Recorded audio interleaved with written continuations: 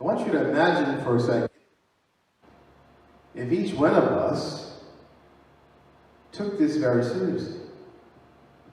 If we took it as a privilege to be a Christian, if we took it as a privilege to actually come to church and worship, as opposed to a responsibility or a guilt trip for some of us, imagine what your life would be like if the first thing that you thought about was God, and the last thing you thought about was God. How much would you be able to infuse into your life? How much would you be able to infuse into someone else's life? Has anybody ever asked you why you're the way you are? Anybody? Anybody ever say, why are you like that? You've never had that question? People ask me that question once in a while. Every once in a while I get that question. You're weird. Somebody's like, you're weird, you're strange. What's the matter with you? You're different. There is your opportunity to tell them why you're different. I don't necessarily believe what you believe. I don't necessarily think the way you think. I have a different priority. Why? Because when we accept Jesus Christ in our life, it's like that little bit of yeast into the lump of dough. And it works its way into your life. And slowly, but surely, it penetrates everything in your life. It doesn't happen overnight. I wish it would. I'm not a baker, but I've made the mistake of being impatient and opening the oven door. You ever do that and watch your cake collapse? I've done that. I've been patient. I just want it to be done already. That's why they make a little light in the oven so you can see. Make sure that you don't do that. Because why? It's not ready yet. It's not ready yet. You ever try to put the dough together to make bread? The dough's not ready yet? It comes out as hard as a rock and you're trying to figure out why. You ever notice how hard your heart is before you accept Jesus Christ? You ever realize how long it takes for the leaven to get in there and work through that heart? You see, everybody wants to have their problem solved yesterday. I want my things to be taken care of last week. I don't want to deal with this for the rest of my life. I don't want to deal with problems and heartache and disappointments and difficulties and anxieties. I don't want to deal with that for the rest of my life. I want it to be solved today, right now. I want to be a super Christian, standing on a mountaintop somewhere where nothing bothers me, and I am great. I'm like Superman, but even better. But that's not how it works.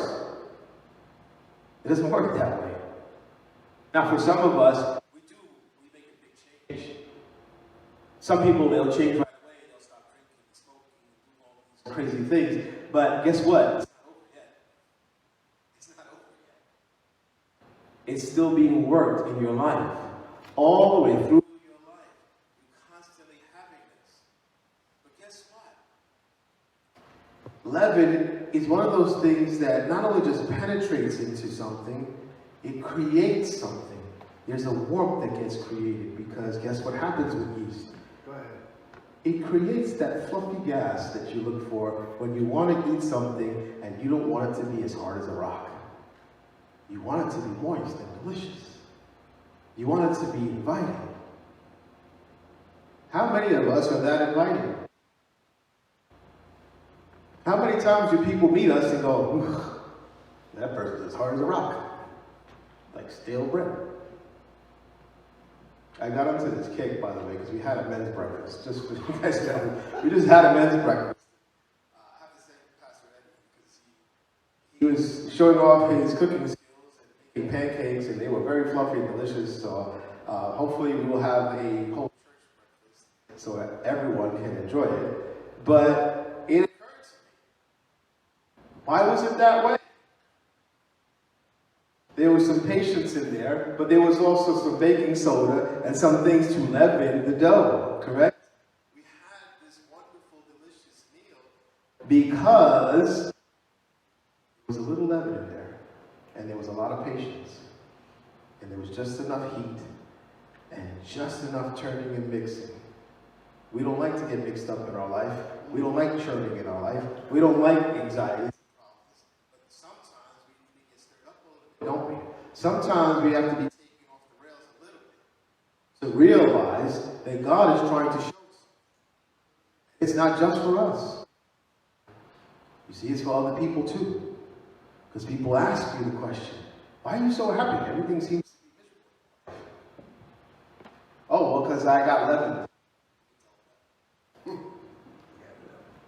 I'm like the Papa Fresh dough guy, you know? I got leaven inside of me.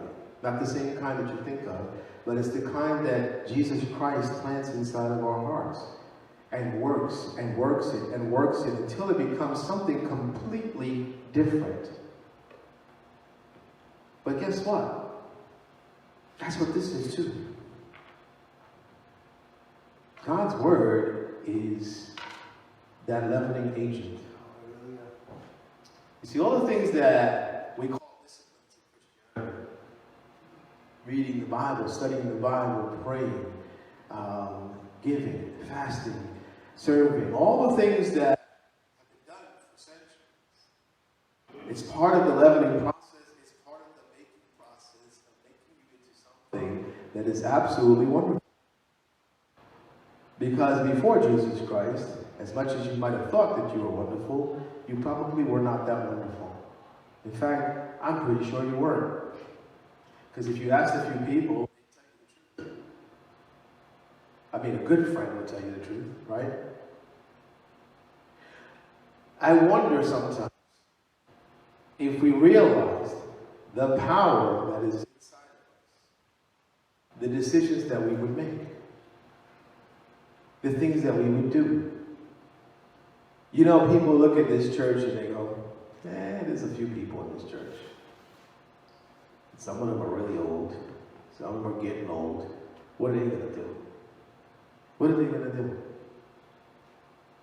And then I think back to that hodgepodge mess of a group that we call the disciples, that we see now on stained glass windows with halos over their heads, but these guys were brawling in the streets and acting like fools and asking, who's the greatest? Am I the greatest? And I said, wow, look what God did with a bunch of guys who were pretty much a mess. All kinds of different political backgrounds, all kinds of different ideas. He takes a guy like Paul, who was actually killing people, turns him around. How does that happen? How do you take a man that was literally going from synagogue to synagogue, trying to kill people who said that they believed in Jesus Christ, and now he writes most of the letters in this New Testament that we have? Something must have happened. By the way, he got converted very quickly, right? On his road to Damascus. But you don't realize that he had to stay out in the desert for a while. Because he wasn't ready. You see, the leaven was there, but it hadn't worked through everything. Same thing with Peter.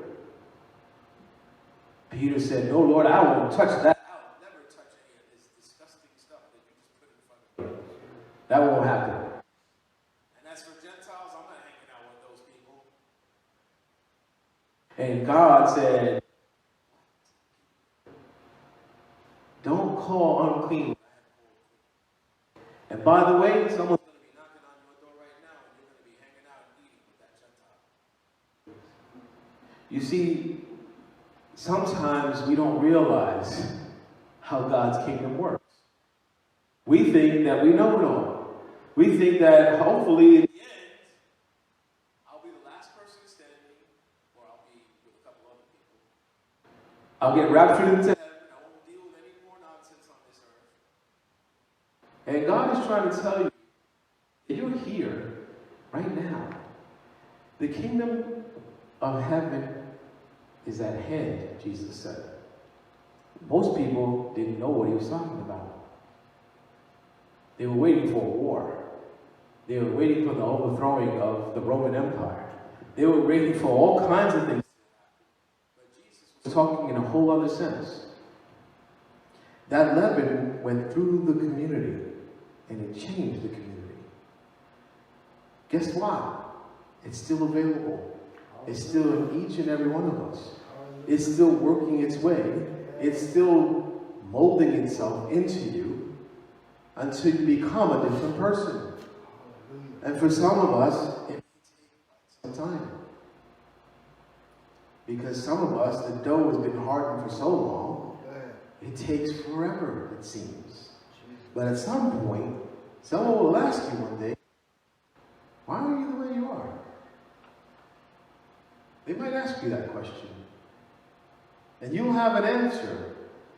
Because there was a little bit of leaven that somebody placed inside of me. You know, somebody gave me a word from this book. And it hit my heart. And it changed me. Not overnight, though. It took some time. But you know what the best part of it is? You get to do the same for someone else.